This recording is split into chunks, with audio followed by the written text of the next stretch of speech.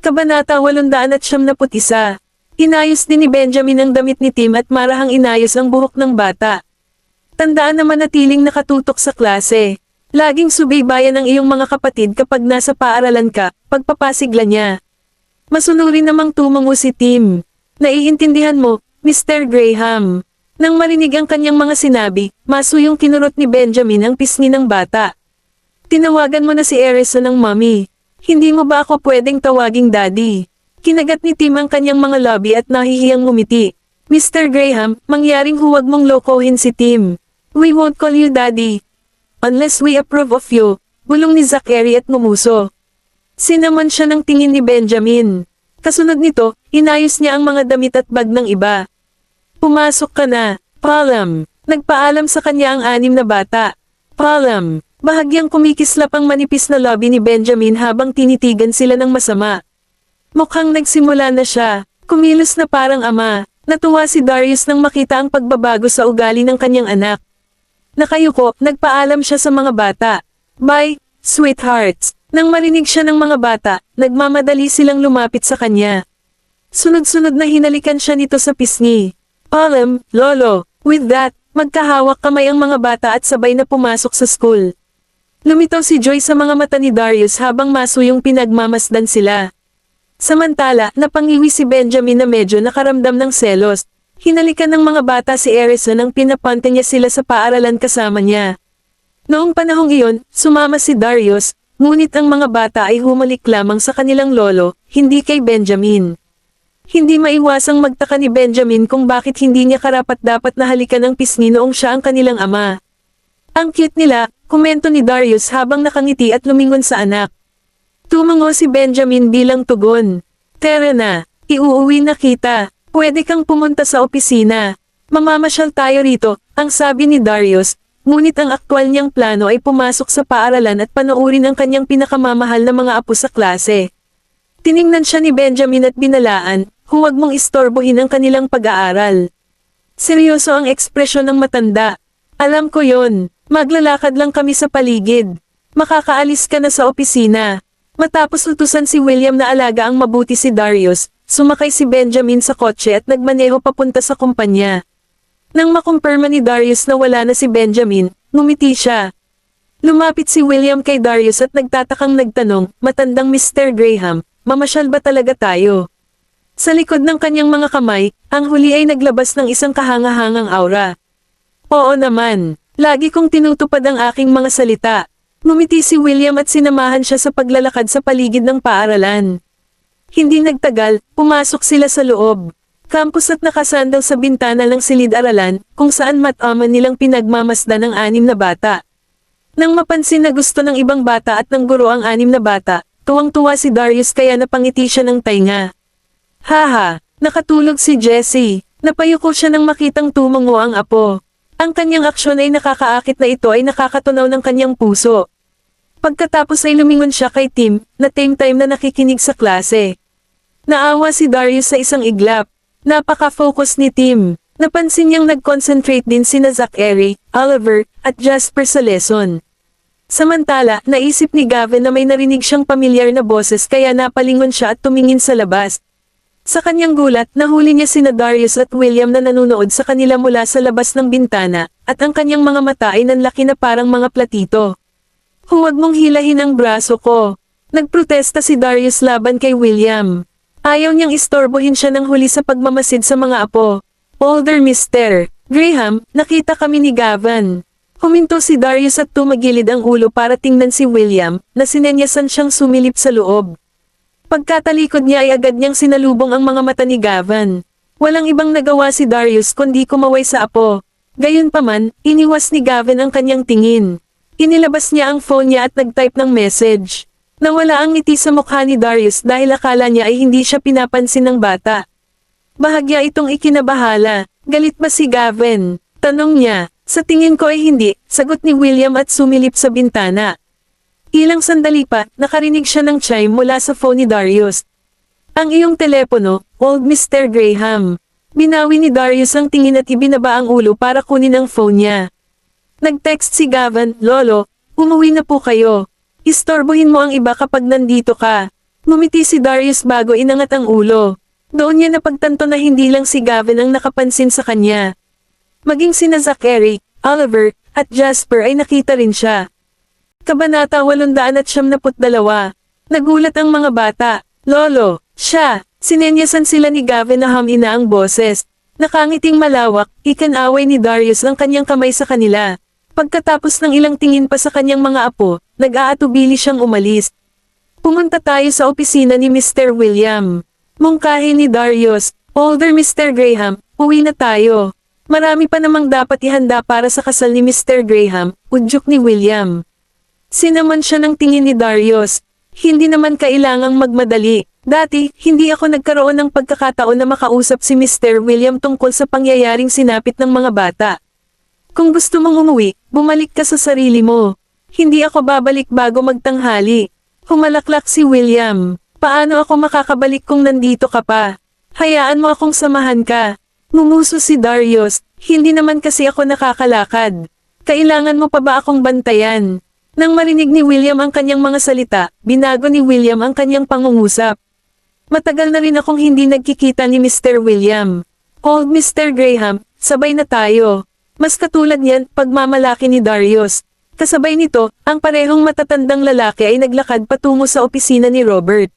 Sa mahinang boses, tinanong ni Jasper si Gavin, Gavin, bakit nasa school natin si Lolo? Hinampis ng mahina ni Oliver si Jasper sa ulo. Dapat nandito siya para panoorin tayo ng palihim, dummy. Napakamot ng ulo ang huli. Nag-aalala ba si Lolo sa atin? Si Zachary naman ay pabulong na nagtanong. Ngumiti si Gavin at tumungo. I guess so. Nang marinig ni Tim ang bulungan nila sa isa't isa, lumingon siya sa kanila. Concentrate on the lesson, sabi ni Jasper at ngumiti sa kanya. Tumango si Tim. Tumalikod para harapin ang harapan, at nagpatuloy sa pagtutuon ng pansin sa lesson. Paminsan-minsan ay tumitingin si Gavin at ang iba pa sa labas ng bintana. Gayunpaman, hindi na nila makita ang kanilang lolo. Anong tinitingin-tingin mo? Ito ay ang guro. Lumapit siya at kumatok sa mga mesa nila para maakit ang atensyon nila. Wala kaming tinitingnan, ma'am. Malakas na sagot ni Jasper habang kinukusot ang mga mata para magmukhang inosente. He had such a adorable expression na ang guro ay walang pusong pag-alitan siya. Mangyaring tumutok sa aralin. Okay, tumango ang mga bata. Pagkatapos, bumalik sila sa dati nilang aktibidad, nakatingin sa labas ng classroom. Umalis na ba si Lolo? Samantala, nagpulong kaagad si Benjamin pagdating niya sa opisina.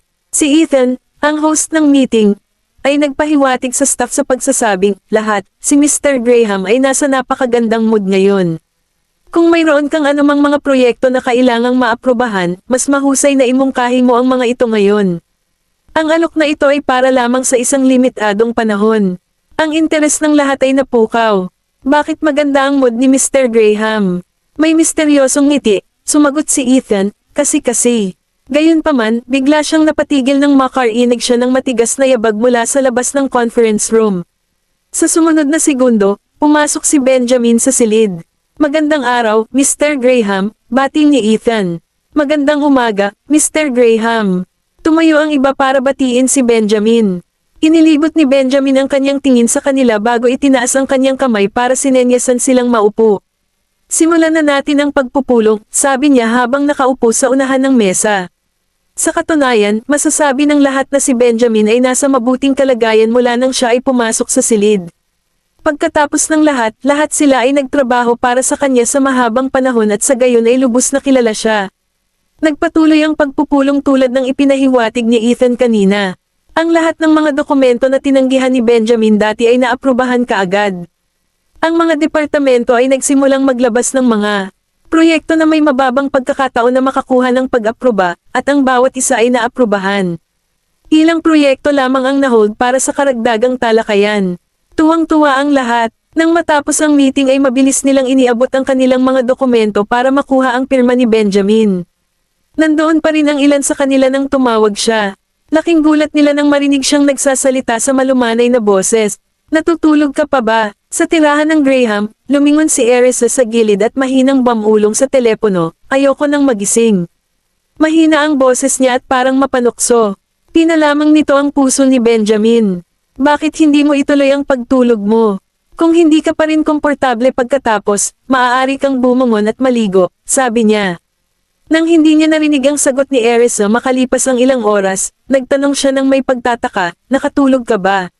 Hindi. Ibinaon ng babae ang kanyang mukha sa kubrekama at galit na namula ng maamoy ang amoy ng kanyang pabango.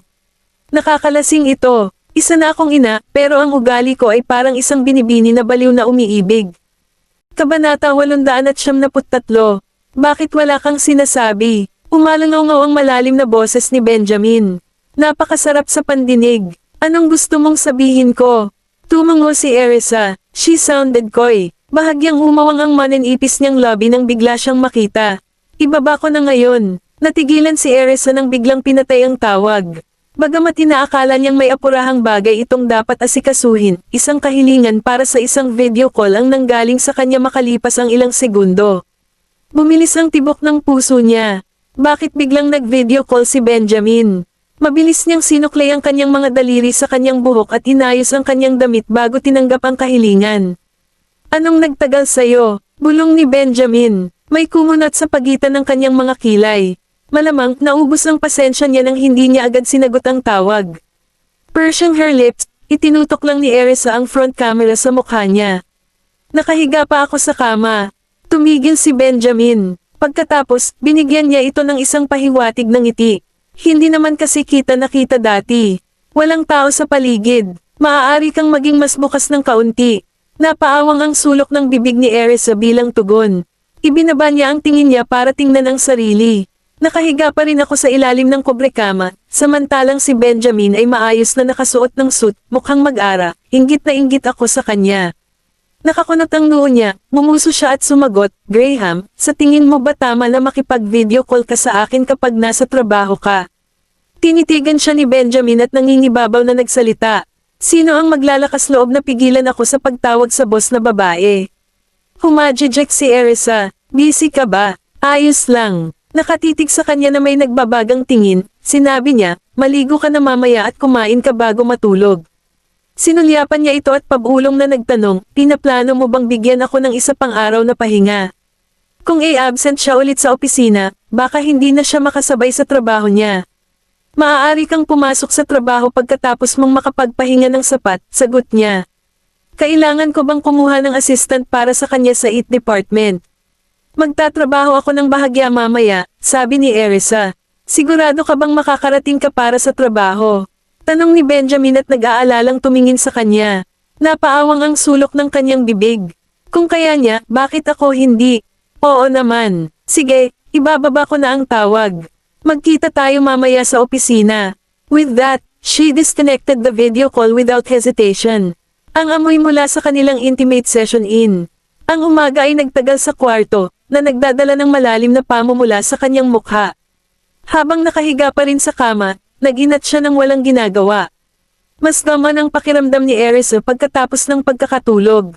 Pagkatapos, tumayo siya, hinawi ang mga kortina, at binuksan ang mga bintana.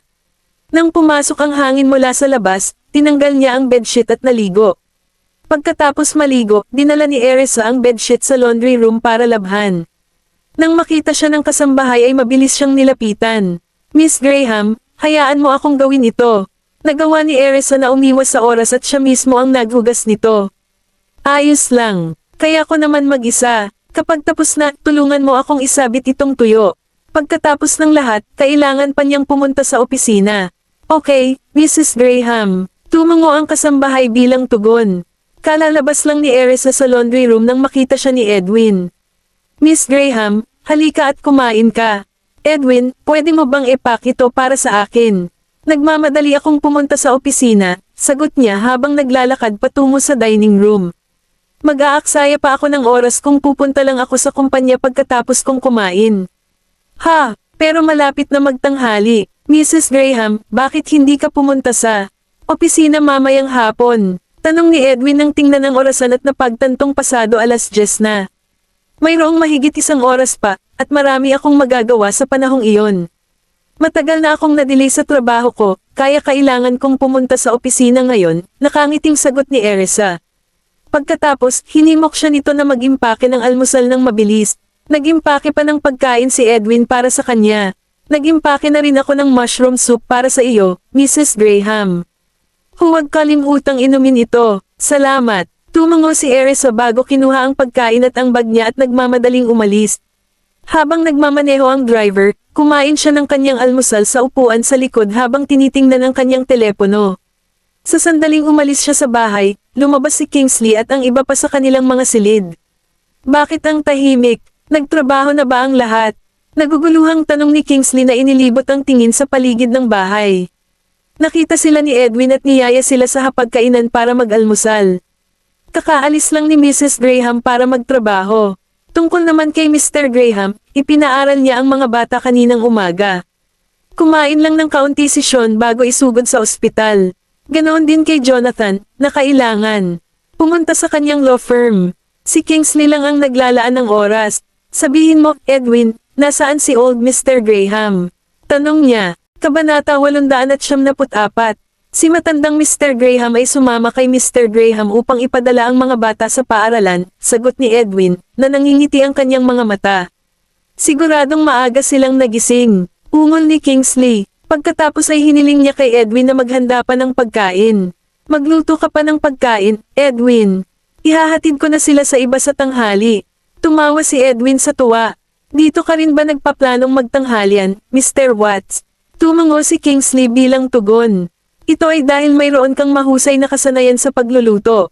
Tuwang-tuwa si Edwin. Ang isa pang tao na humanga rin sa kanyang luto ay si Erisa. Hindi siya tumigil sa pagkain sa loob ng sasakyan. Pagkatapos niyang mag-almusal, binuksan niya ang thermal container at sinimulang inumin ang mushroom soup. Sa pamamagitan ng rearview mirror, panakanak ang sumulyap sa kanya ang driver, at napalunok pa siya nang makita ang sopas. Mabango ang amoy ng mushroom soup na ginawa ni Edwin para kay Mrs. Graham.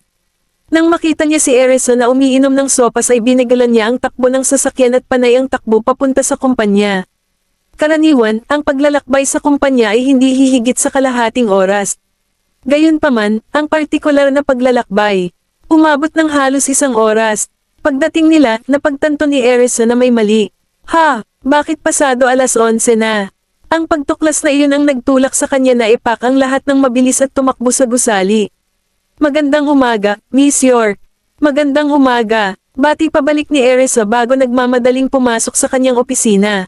Sa sandaling siya ay nagpakita sa gusali, natanggap ni Benjamin ang balita ng kanyang pagdating mula sa bodyguard sa lobby. Mabilis na pumasok si Erisa sa kanyang opisina nang makitang abala ang kanyang mga kasamahan sa pagtatrabaho. Wala na siyang oras para maupo dahil sakto namang tumunog ang telepono sa kanyang desk. Sa pagmamadali, kinuha niya ang receiver at itinapat sa kanyang tainga. Ang babae ay hindi na nagkaroon ng oras upang ilagay ang mga bagay sa kanyang kabilang kamay habang sinabi niya, "Hello. Halika sa itaas," sabi ni Benjamin sa malalim na boses. Ito ay isang utos, kadadating ko lang. Medyo nakaramdam ng pagkadismaya si Erisa. Nag-absent ka sa meeting kaninang umaga. Halika dito. With that, in-end na niya ang tawag. Nang walang pagpipilian, ibinaba niya ang kanyang mga gamit at kumuha ng file sa desk bago umalis sa kanyang opisina. Miss York, oo, anong problema? Pakitingnan ang dokumentong ito kapag may oras ka. Sige, mangyaring ilagay ito sa aking mesa. Kailangan ko munang magsumbong kay Mr. Graham, bilin ni Erisa at nagmamadaling umakyat. Ang partikular na kasamahan na iyon ay pumasok sa kanyang opisina at umalis kaagad pagkatapos ilagay ang dokumento sa kanyang mesa. Samantala, ang iba na nangangailangan din ng kanyang pag-aproba para sa kanilang mga dokumento ay mabilis ding naglagay ng kanila sa kanyang opisina. Hindi nagtagal, nakatambak ang mga file sa kanyang mesa. Isang tao mula sa departamento ng logistic ang nagpakita ng mga kagamitan sa opisina. Nang may makita siyang nakasilip mula sa bag ni Erisa, tumingin siya sa paligid at kinumpirma niyang walang pumapansin sa kanya bago niya ito binuksan. Sa loob nito ay may itim na card. Nanlaki ang mga mata niya. Hindi nakakagulat na ang bagong direktor ng departamento ng IT ay maaaring pumunta sa trabaho ayon sa gusto niya. Kaya ito ay dahil siya ay isang pinananatiling babae. Nang makarinig siya ng mga yabag mula sa labas, mabilis niyang ibinaba ang card. Anong ginagawa mo dito? Nang mapansin siya, isang empleyado mula sa departamento ng IT ang lumapit upang tingnan ang mga bagay-bagay. Nandito ako para magpalit ng stationery. Aalis na ako, sagot ng empleyado ng logistics department. Pagkatapos, mabilis siyang Lumabas ng kwarto. Ang empleyado mula sa departamento ng IT ay tumingin sa paligid ng opisina. Nang wala siyang makitang kainahinala, bumalik siya sa kanyang mesa. Samantala, dumating si Erisa sa itaas at kumatok sa pinto. Inangat ni Benjamin ang kanyang ulo. Naningkit ang mga mata nito nang makita siya. Nandito ka na. Tinawagan mo ako sa ikalawang pagdating ko sa opisina. Binabantayan mo ba ako simula nang lumabas ako ng bahay? Nakangiting sabi niya. Bahagyang yumuko ang manipis niyang lobby. Pagkatapos, sinenyasan niya siya, halika rito. Hindi naman pumayag si Erisa. Sa halip, umupo siya sa upuan sa harap ng mesa niya. Bakit mo ako hiniling na pumunta dito?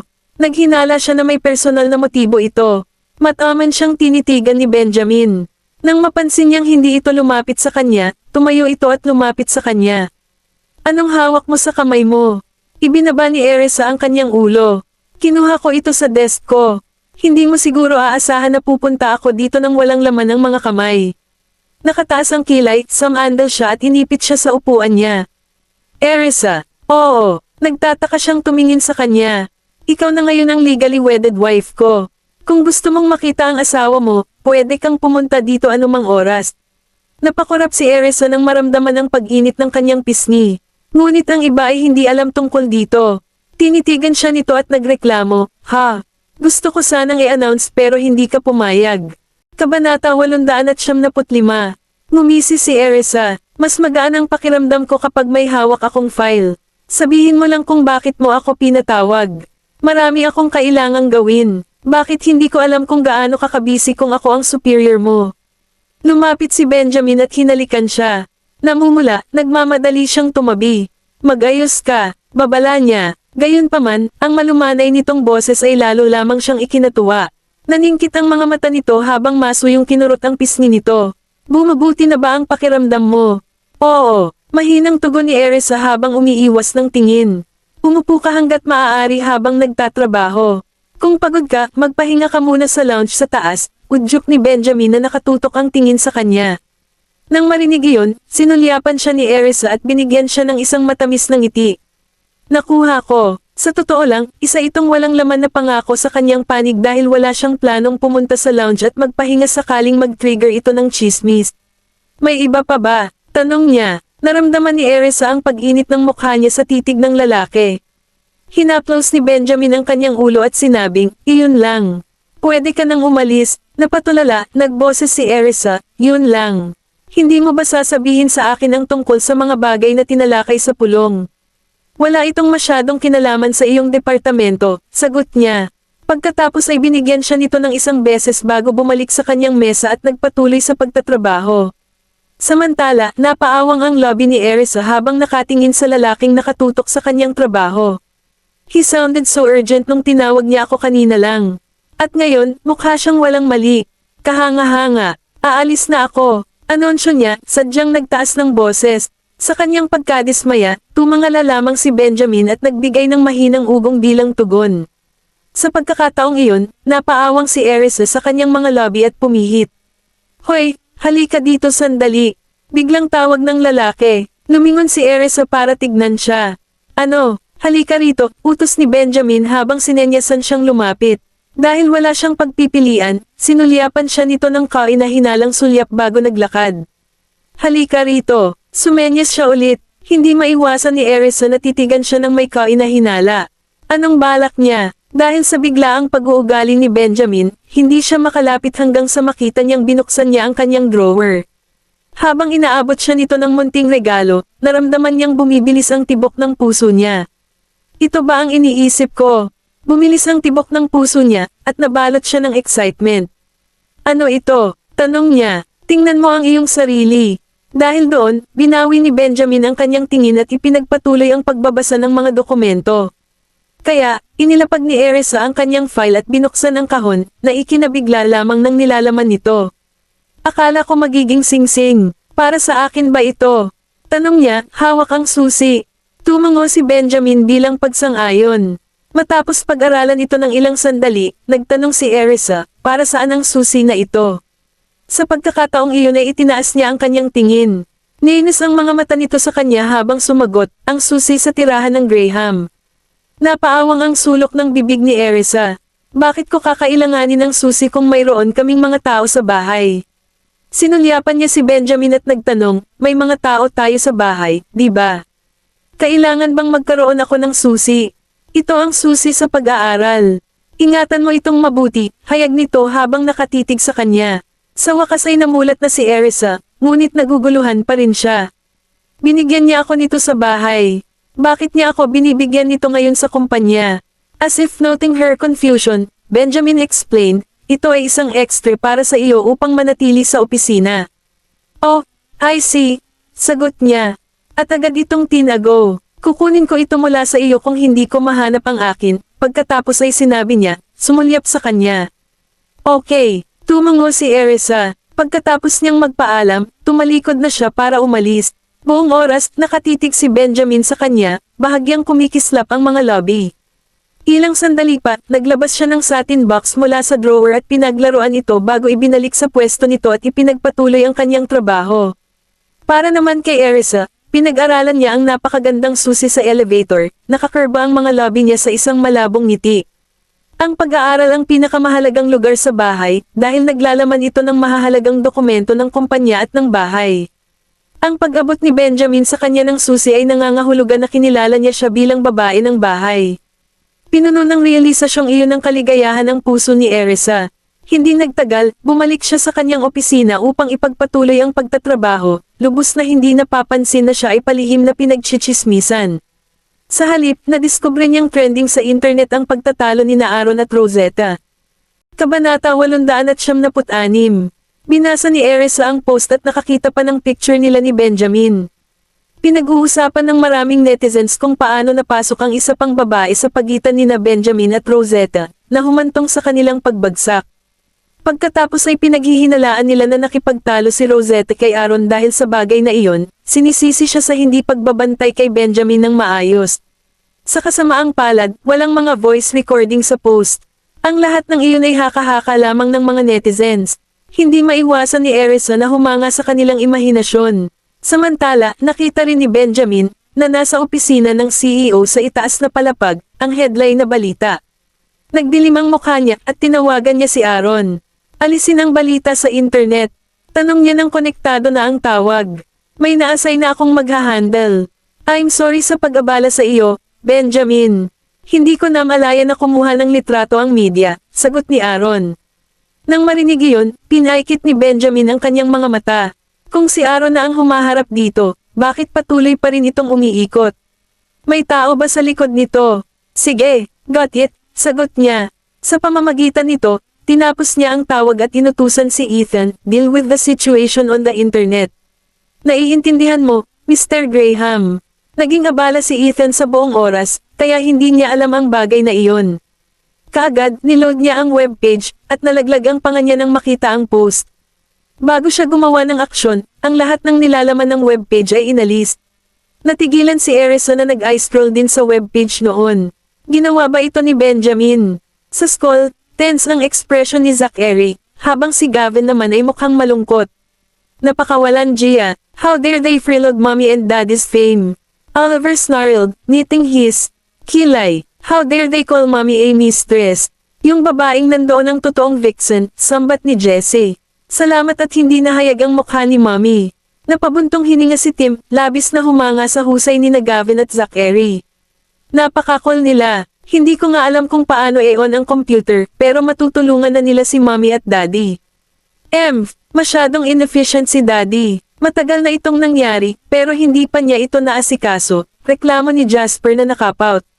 Sumulyap si Gavin sa iba at mahinang nagpaliwanag, baka busy si daddy kaya hindi niya napansin. O baka naman kinakaharap na niya ito.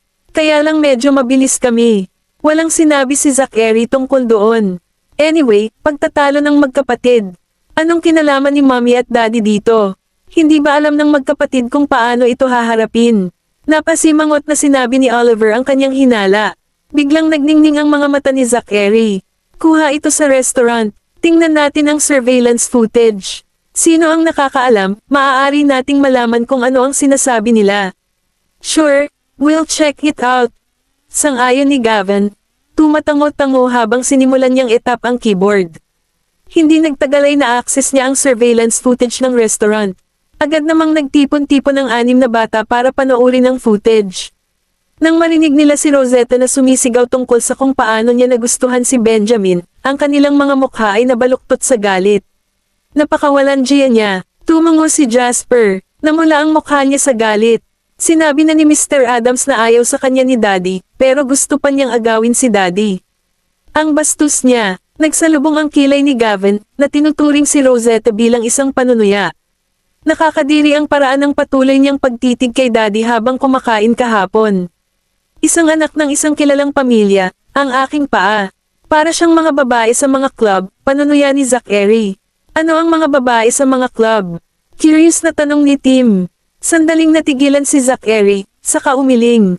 Hindi ko rin alam. Narinig ko lang na pinag-uusapan sila ng mga tao. Sa tingin ko, mga tao lang ang kumikilos ng hindi naaangkop at ipinagmamalaki ang kanilang sarili. Gayunpaman, tila hindi lubos na naunawaan ni Tim ang kanyang paliwanag. Sa pangkalahatan, siya ay isang masamang babae, sabi ni Oliver habang marahang kinatok ang ulo ni Tim, dahilan para mapalingon ang bata sa kanya. Sa pagkakataong iyon, binawi niya ang kanyang kamay na may nakakatakot na ngiti. Masakit ba? Ayos lang. Ngumisi si Tim. Si Oliver naman ay ngumisi sa kanya. Masamang babae. Galit na saway ni Jesse. Agad namang lumapit si Darius para ihatid sila sa labas para sa tanghalian. Nang mapansin niyang nagkukumpulan ng 6 na bata sa isang lugar na may ginagawang hindi niya nakikita, tahimik siyang lumapit sa kanila. Nang makita niya ang laman sa screen ng computer, napakunot ang noo niya. Sweethearts, ano ito? Agad namang napalingon ang mga bata at nagsisigawan, Lolo. Kabanata 897.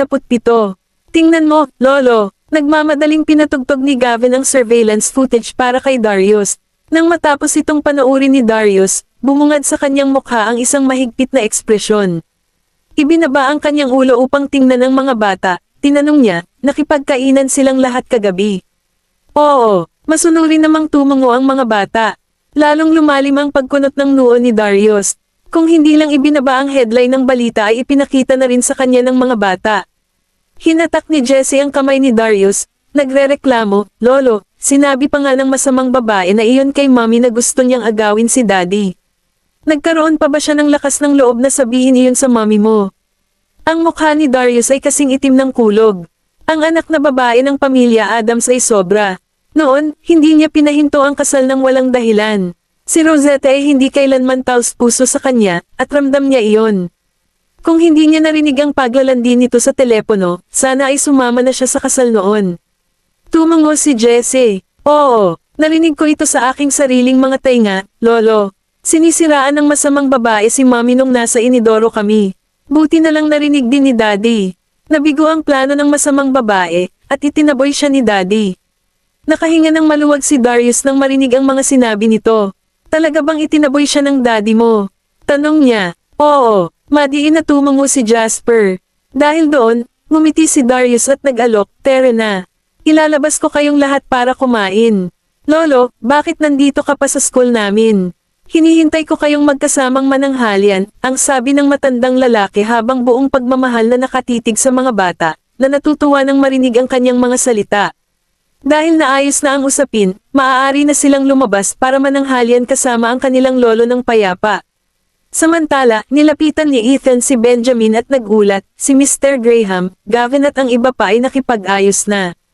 Ang kanyang mga salita ay nagpapataas ng isang kilay kay Benjamin at binigyan siya ng isang naguguluhang sulyap. Ang mga kaugnay na nilalaman ay nabura bago pa man ako makagawa ng anuman. Tiningnan ko ito at nakita ko ang IP address ni Gavin, paliwanag ni Ethan. Naningkit ang mga mata ni Benjamin, at tumango siya. Nakikita ko, siguraduhing bantayan mo ang internet para sa anumang napalampas nila. Roger yan. Dahil doon, nagmamadaling lumabas ng kwarto si Ethan at ipinagpatuloy ang pagsubaybay sa sitwasyon sa internet. Si Rosetta, na nasa tirahan ng Adams, ay nagpaplanong gamitin ang insidente upang masangkot si Benjamin. Sa kanyang pagkadismaya, lahat ng nilalaman ay ibinaba. Ang lahat ng naglalaman ng mga keyword na Rosetta Adams, Miss Adams, anak ng pamilyang Adams, at Benjamin Graham, ay na-crush o tinanggal. Kinagat ni Rosetta ang kanyang mga ngipin sa galit. Nang tumawag ang kumpanya ng media para humingi ng kanilang pera, binatikos niya sila. How dare you ask me for money when you've failed to execute my request? Magwala ka, Miss Adams, ano sa palagay mo ang gagawin ni Mr. Graham kung sasabihin ko sa kanya ang buong kwento? Babayaran ba niya ako ng higit sa dapat mong bayaran? Tanong ng nasa kabilang linya. Tinatakot mo ba ako? Ungol niya. Bueno, ikaw ang bumabalik sa iyong salita, nagsisikap lang kaming maghanap buhay. Ang gusto lang namin ay ibigay mo sa amin ang ipinangakong halaga. Kung hindi namin ito matanggap sa loob ng 5 minuto, kami ay makikipag-ugnayan kay Mr. Graham o ilantad ka. Mag-isip ng mabuti, Miss Adams.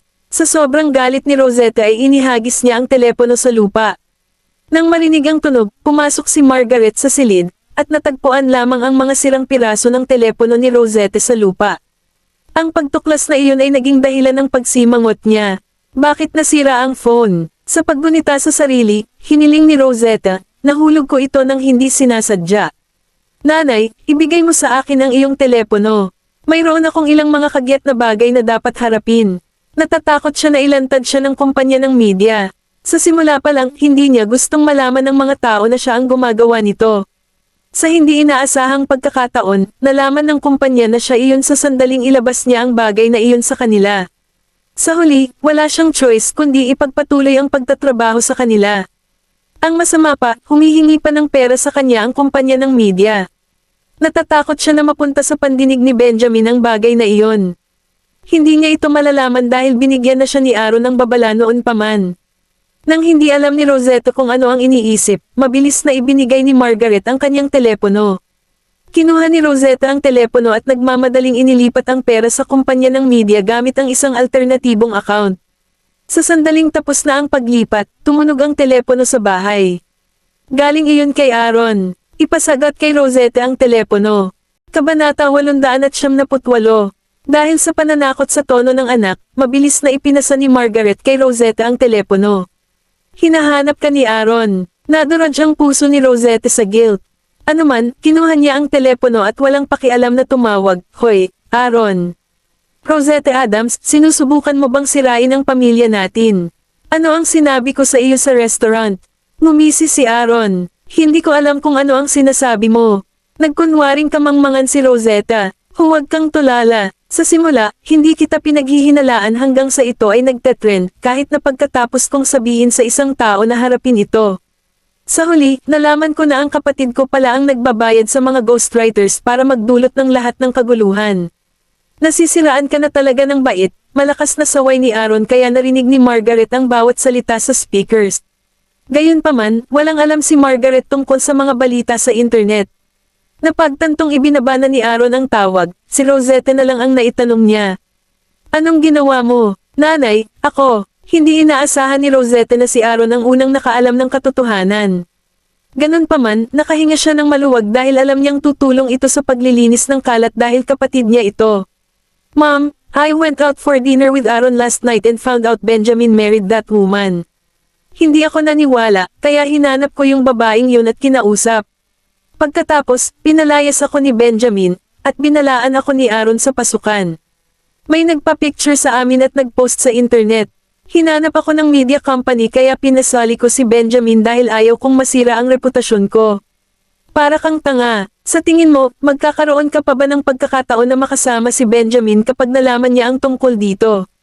Saway ni Margaret, ang bagay na ito ay maaaring maging dahilan upang ang Adams at ang mga pamilyang Graham ay magkaaway sa isa't isa. Pagkatapos ng lahat, ang pamilya Adams ay mas mababa sa pamilya Graham. Kung hindi, hindi sasang-ayon si Darius sa kasal noong una. Ma, gusto ko talaga si Benjamin. Akin siya noong una. Tumanggi si Rosetta na aminin ang pagkatalo. Kung gusto mo siya, ipakita mo sa kilos mo. Gawin ang mga bagay na gusto niya at lapitan siya. Ang ginawa mo ngayon ay magpapalala lang. Pinandilatan ni Margaret ng mga punyal ang kanyang anak. Sa kanyang palagay, nasayang ang pagod at pera na kanilang ginugol sa pagpapaaral sa huli. Anyway, nakipag-ugnayan sa amin ang pamilya ng tito mo. Gusto nilang makiusap tayo kay Benjamin na palayain si Dana. Hindi nasisiyahan, nagtanong si Rosetta, ano ang dapat ipagmamakaawa. Siya ang walang hiya at gustong palitan ako. Sinamon siya ng tingin ni Margaret. Nagkataon lang nalaman ni Dana na si Benjamin ay itinayo ng iba pagkatapos mong mag-abroad. Galing kami sa iisang pamilya. Paano mo naisip iyon? Nay, sa tingin mo ba ang babaeng iyon ang nagpaayos kay Benjamin? Tumanggi siyang maniwala sa akin at ipinagtanggol pa siya kagabi. Galit na bulalas ni Rosetta. Napabuntong hininga si Margaret. Walang naitutulong dahil may fertile siyang sinapupunan. Ipinanganak niya si Gavin na ngayon ay tulad ng isang kayamanan ng pamilya Graham. Sa gayon, hinayla ni Rosetta ang kamay ng kanyang ina, at sinabing, Nay, 6 na bata ang nakita ko kagabi. Magkasing edad lang silang lahat at kamukhang kamukha ni Benjamin. 6. Nanlaki ang mga mata ni Margaret sa hindi makapaniwala.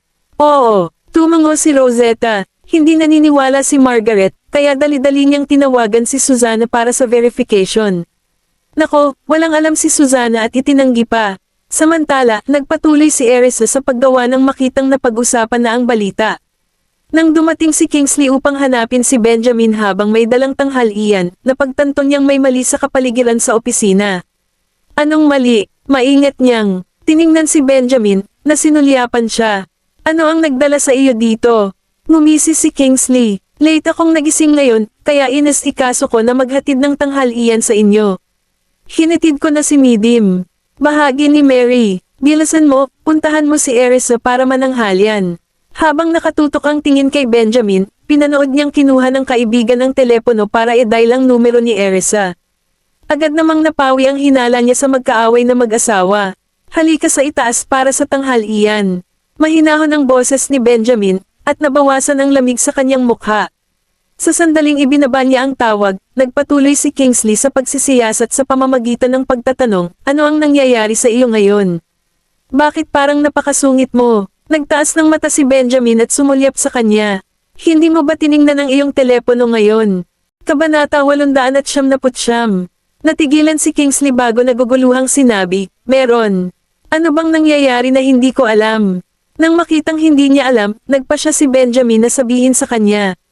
Ano, wala bang kahihiyan si Rosette? Bakit nila kayo hinayla sa away nila? Isang kislap ang lumipas sa mga mata ni Benjamin habang nagtanong, sa tingin mo ba ay umupo siya ng mga ghostwriters? Panunuyan ni Kingsley, oo naman. Madalas kong naranasan ang mga ito upang malaman na gumagamit siya ng parehong taktika sa industriya ng entertainment. Gumagamit siya ng netizens para pag-alitan si Erisa.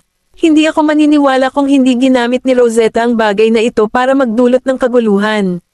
Nang dumating si Ethan at nakita si Kingsley, huminto siya sandali. Magsalita ka, inutusan ni Benjamin si Ethan na magulat, at mabilis na sinabi sa kanya ng huli ang lahat ng kanyang inimbestigahan. Mr. Graham, parang may gagawin si Rosetta. Noong unang natagpuan siya ng media, malamang na gusto nila ng pera.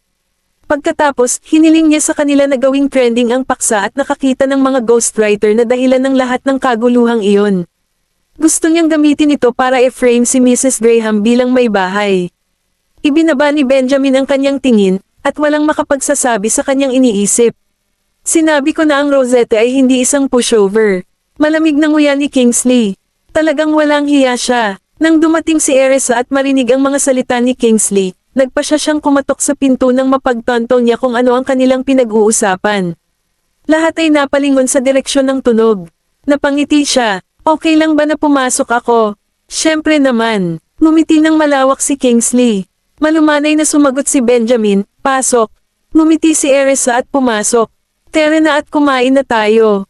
Sumenya si Benjamin kay Ethan, at tumango naman ang huli. Nagpaalam siya kina Kingsley at Erisa bago umalis. Agad naman siyang sinundan ni Kingsley bitbit ang lunchbox at inilabas ang mga pinggan para mailagay ito ng maayos sa mesa. Halika at kumain. Pwede na tayong mag-usap pagkatapos natin. Tumayo si Benjamin at hinawakan ang kamay ni Erisa bago naglakad. Maghukay tayo. Tumingin sa kanya si Erisa at nagtanong, nakipag-ayos ka na ba sa bagay na ito online? Isang kislap ang sumilay sa ekspresyon ni Benjamin. Nalaman mo ang tungkol dito. Tumango siya. Nakita ko ito at gusto kong hawakan ito. Gayunpaman, ang website ay biglang nahack. Nagulat si Benjamin at nagtaas ng kilay. Magaling ka rin sa ganitong bagay. Well, ito ay wala. Napangiti si Erisa. Hindi ako ang may gawa nito, sagot ni Benjamin sa mahinang boses. Natigilan si Erisa at nagtatakang tumingin sa kanya. Kung hindi ikaw, sino siya noon? Ang mga labi ni Benjamin ay kurbadang pataas, at hinayla siya nito paupo. Napatingin si Erisa kay Kingsley, at nagliwanag ang mga mata nito. Si Mr. Watts ba? Ngumiti si Kingsley. Ngayon ko lang nalaman. Tumingin si Benjamin sa kanya at nagtanong, bakit nandito ka pa? Kumaibat ang sulok ng bibig ni Kingsley, at bahagyang nanlumo siya. Kanina pa ako nandito. Sinaman siya ng tingin ni Benjamin bago sumagot kay Erisa, si Gavin. Gavin, nagulat si Erisa, nagningning ang mga mata niya sa pagmamalaki. Alam ni Gavin kung paano gawin ito. Tinuruan siya ni boss, ngumisi si Kingsley. Sinaman siya ng tingin ni Benjamin, at agad na tumahimik si Kingsley. Napangiti si Erisa, ang ganda ni Gavin. Kung alam ni Gavin ang tungkol dito, malamang nalaman din ito ni Zachary at ng iba pa. Nakikita ko, hinawakan ito ng aking mga anak. Ipinasa ni Benjamin sa kanya ang isang mangkok ng sopas. Huwag pansinin ang sinasabi ng internet. Wala akong pakialam. Namanghalang ako sa ligaw na imahinasyon ng mga walang alam. Kinuha ni Erisa ang bowl at masayang uminom ng sopas. Pagkaraang tumingin sa kanya saglit, maingat na sinabi ni Benjamin, wala ka ba talagang pakialam? Bakit naman ako mag-aalaga dito? Hindi ako mistress. Napatingin sa kanya si Erisa gamit ang maningning nitong mga mata. Bahagyang pumulupot ang manipis na labi ni Benjamin, at tinapik niya ang ulo nito. Umiinom si Kingsley ng kanyang sopas at hindi naiwasang sabihin, hindi ba madaling ayusin ito? Pwede namang mag-official announcement si boss tungkol sa relasyon nyo. Sinaman siya ng tingin ni Benjamin. Sa wakas, sinabi niya ang isang bagay na gusto ko. Kabanata 900. Napangiti si Erisa, walang nagmamadali, walang nakakaalam sa internet na ako iyon. Napagtanto ni Kingsley na tila bahagyang nadismaya si Benjamin sa sinabi ni Erisa at sinulyapan siya. Miss Graham, bakit hindi ka napagod? Bulong ni Erisa, marriage is something between the two of us. Hindi na kailangang sabihin sa lahat. Ngumisi si Kingsley at sumulyap kay Benjamin. Ngunit, may gustong gawin iyon. Nagulat si Erisa at sinulyapan si Benjamin. Nang makita niyang tahimik itong kumakain, noontog siya sa braso niya. Gusto mo ba talagang gawin iyon? Isang kislap ang sumilay sa ekspresyon ni Benjamin. Ayoko. Lumingon si Erisa kay Kingsley at sinabing, tingnan mo. Sabi niya ayaw niya. Hindi natuwa si Benjamin. Alam ni Kingsley na sinasadya ni Erisa at tumawa. Gayunpaman, agad siyang pinandilatan ni Benjamin. Lumabas ka. Huwag mo akong inisin dito. Sigaw ni Benjamin. Ibinuka ni Kingsley ang kanyang bibig ngunit walang sinabi. Medyo depressed siya. Wala man lang akong sinabi. Paano kita inines? Mrs. Graham, hindi siya nangangahas na magalit sa iyo, kaya sa halip ay galit siya sa akin. Tulungan mo ako. Natawa si Erisa at pinayuhan sila, stop bickering. Kumain na tayo at pag-usapan ang lahat ng ito mamaya. Tinapunan ni Kingsley si Benjamin ng mayabang na tingin. Sinaman siya ng tingin ni Benjamin. Mabilis na naglagay si Erisa ng pagkain sa plato ni Benjamin para patahimikin siya. Maghukay tayo, sabi niya. Ma'am, sagot ni Benjamin sa malalim niyang boses.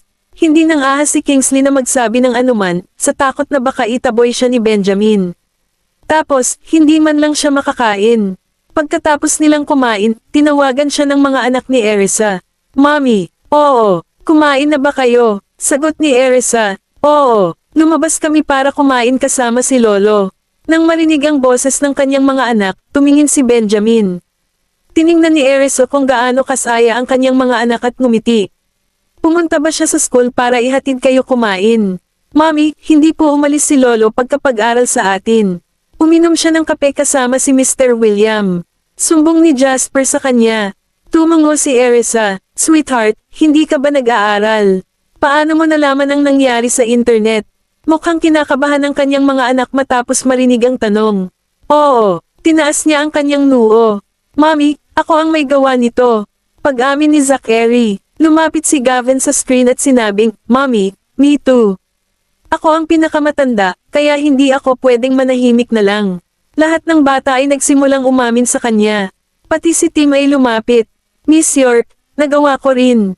Napangiti si Erisa, sweetheart, bakit mo na naman ako tinatawag ng ganyan? Tawagin mo na lang akong mommy. Namula sandali si Tim. Humagalpak ng tawa si Erisa. Sweethearts, tama ang ginawa niyo this time. Hindi kita sinisisi, kaya huwag kang masyadong kabahan. Nakahinga ng maluwag ang mga bata. Mommy, tinakat mo kami. Akala namin magagalit ka sa amin. Tinapik ni Oliver ang kanyang dibdib. Nakahinga rin ng maluwag si Jasper. Oo, si Mommy lang ang nakakaalam kung paano tayo takutin. Tawa ng tawa si Erisa. Mga lalaki ba kayong nagsesettle ng score ngayon? Ang mga bata ay tame time na umiling. Hindi, sweethearts, you guys did good. Sa susunod, kung makakita ka ng sino man sa internet na nagsasalita ng masama tungkol kay daddy, mommy, o sino mang miyembro ng pamilya, maaari mo silang turuan ng leksyon. Bilin ni Erisa sa kanila. Ngumiti si Kingsley. Sinuportahan niya ang kanyang mga aksyon. Tinitigan ni Benjamin si Erisa. Nang matapos niya ang tawag, hiniling niya sa kanya na magpahinga. Hindi, may gagawin pa ako, kaya babalik ako sa opisina. Maaari kayong magpatuloy sa pakikipag-chat. Nang makitang nandito si Kingsley, nahiya si Erisa na pumasok at magpahinga, kaya umalis na siya pagkatapos magpaalam sa kanila. Nakaramdam ng stress si Kingsley sa galit ni Benjamin. Boss, bakit mo ako tinatitigan? Sinisisi mo ba ako sa hindi pag-uwi ni Mrs. Graham? Kung hindi kita sinisisi, sino pa ang sisisihin ko? Tumango si Benjamin. Napaawang ang lobby ni Kingsley. Ganyan ba ako kagaling na third wheel? Hindi ko rin alam.